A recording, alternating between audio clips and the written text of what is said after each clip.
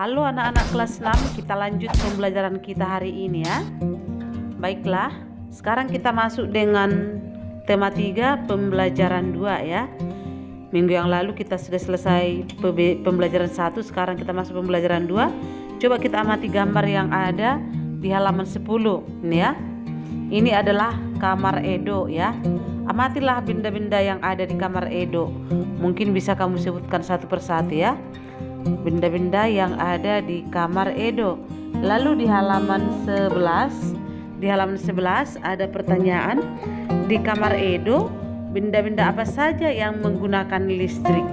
Setelah kau amati tadi, bisa kau sebutkan benda apa saja yang menggunakan listrik di kamar Edo ya. Coba kita lihat kembali. Di sini ada kipas angin, lalu ada radio, ada lampu ruangan, ada juga lampu belajar ya. Itu kira-kira benda-benda yang menggunakan listrik di kamar Edo. Selanjutnya pertanyaan kedua, apa manfaat listrik untuk Edo ya?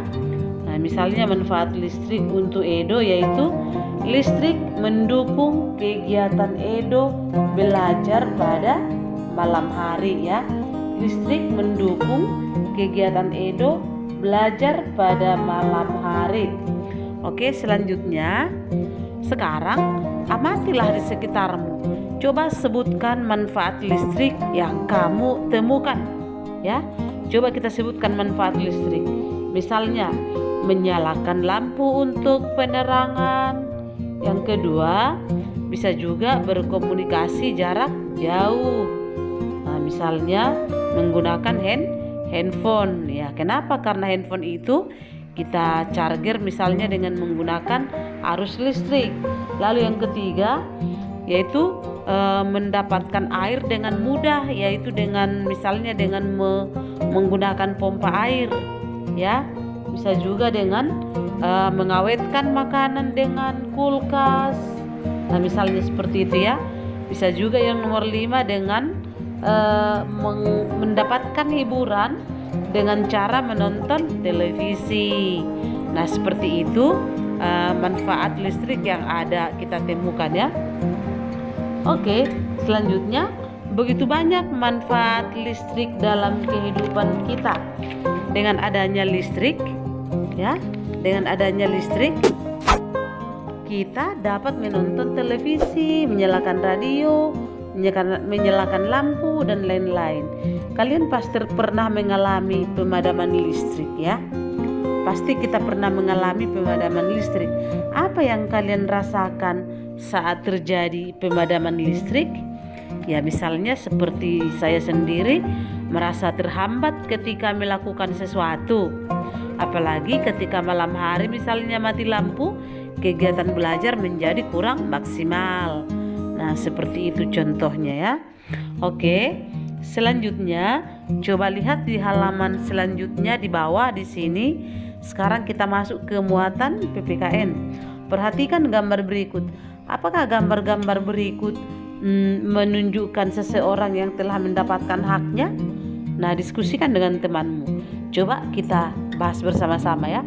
Di sini ada gambar seseorang yang sedang belajar ya. Pertanyaannya, apakah dia sudah mendapatkan haknya untuk memperoleh pendidikan? Coba siapa yang tahu?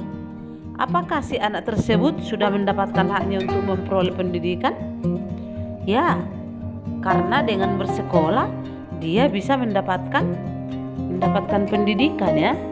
Oke, selanjutnya lihat gambar kedua. Apakah dia sudah mendapatkan haknya untuk menyampaikan pendapat? Nah, ini si anak sedang menyampaikan pendapat kepada kedua orang tuanya. Apakah si anak tersebut sudah mendapatkan haknya untuk menyampaikan pendapatnya? Coba perhatikan gambarnya. Iya, bagus. Nah, ya, si anak tersebut sudah mendapatkan haknya untuk menyampaikan pendapat. Kenapa? Karena orang tuanya mau mendengarkan pendapat si anak tersebut. Nah, seperti itu kira-kira ya. Sekarang coba lihat pada gambar selanjutnya. Gambar selanjutnya di situ. Apakah dia sudah mendapatkan haknya untuk memperoleh hidup yang aman? Nah ini lihat si anak ini ya, dia seperti coba amati, dia merasa sedih ya, merasa sedih karena dibully oleh kedua temannya ya, karena dibully oleh kedua temannya. Apakah dia sudah mendapatkan haknya untuk memperoleh hidup yang aman? Coba kita jawab, belum ya, belum, karena dibully, karena bulian dari teman-temannya membuat si anak tersebut dibayangi oleh rasa takut ya, seperti itu ya. Jadi si anak tersebut belum mendapatkan haknya untuk memperoleh hidup yang aman. Selanjutnya yang ini, gambar yang ini, coba perhatikan gambarnya ya, coba perhatikan gambarnya. Apakah dia sudah mendapatkan haknya untuk memperoleh kasih sayang? Nah, perhatikan ini si anak. Si anak merasa tersingkirkan dari kedua orang tuanya ya. Apakah dia sudah mendapatkan haknya untuk memperoleh kasih sayang? Coba kita jawab. Jawabannya pasti belum ya. Belum. Kenapa belum? Karena orang tuanya lebih peduli dengan aktivitasnya sendiri. Ini ada orang tuanya yang bermain handphone, ayahnya sedang menonton televisi ya. Anaknya di sini terasing sendiri ya. Jadi dia belum mendapatkan haknya untuk mendapatkan kasih sayang. Seperti itu kira-kira penjelasannya ya. Ya. Oke, sekarang carilah contoh hak dan kewajiban. Carilah contoh hak dalam kehidupanmu sehari-hari. Nah, di sini kita disuruh mencari hak kita di rumah, mencari hak kita di sekolah, dan mencari hak kita di tengah masyarakat ya. Kita tahu apa itu hak? Hak adalah sesuatu yang mutlak atau sesuatu yang harus dimiliki oleh seseorang dan penggunaannya tergantung orang tersebut. Itu beda, itu haknya. Hak adalah sesuatu yang harus dimiliki oleh seseorang, itu ya, atau hak yang harus diterima oleh seseorang. Sedangkan kewajiban yang harus dilaksanakan seseorang, itu haknya. Sekarang apa hakmu di rumah? Apa hakmu di rumah? Contoh, ibu kasih contoh ya. Mendapat makanan dan minuman yang layak ya. Hakmu di rumah mendapat makanan dan minuman yang layak. Misalnya, lalu apalagi mendapatkan kasih sayang dari kedua orang tua. Lalu apalagi hakmu di rumah? Boleh mendapatkan uang jajan. Apalagi hakmu di rumah? Boleh ada tidur. Apalagi hakmu di rumah? Bisa juga bermain. Ya, itu hakmu itu ya. Lalu sekarang apa hakmu di sekolah? Ya, hakmu di sekolah misalnya mendapatkan pelajaran dari bapak ibu guru. Lalu misalnya bisa juga membaca buku perpustakaan, membaca buku di perpustakaan, atau bisa juga mengikuti kegiatan ekstrakurikuler, atau bisa juga berteman ya. Berteman di sekolah itu termasuk hak ya. Berteman juga di sekolah termasuk hak. Baru mendapatkan tempat belajar yang nyaman misalnya. Nah, seperti itu ya. Lalu selanjutnya apa hakmu di tengah masyarakat? Misalnya ibu kasih contoh menggunakan jalan umum ya. Bisa juga mengeluarkan pendapat dan lain sebagainya ya. Baiklah. Dan sini kau tulis jawabannya. Sekarang apa saja yang mempengaruhi hak kita? Apa saja yang mempengaruhi hak kita di rumah? Di sini tadi kita sebutkan apa hak kita di rumah, ya.